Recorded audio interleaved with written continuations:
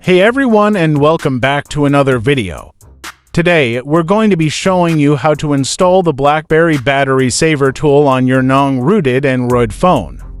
This tool is a great way to optimize your battery life and get more juice out of your device.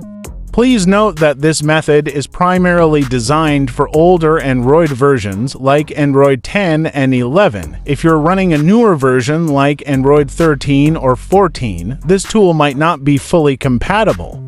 However, you can still try it out for fun and see if it works for you. The first step is to download the BlackBerry Battery Saver APK file. You can find the download link in the video description below.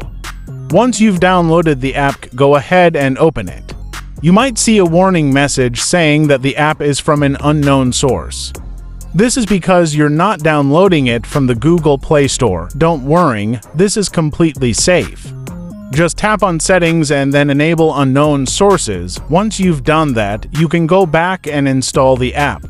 After the installation is complete, open the BlackBerry Battery Saver app. You'll see a simple interface with a few options. The tool is pretty straightforward to use. You can enable or disable various features like deep sleep mode, app auto close, and more. That's it.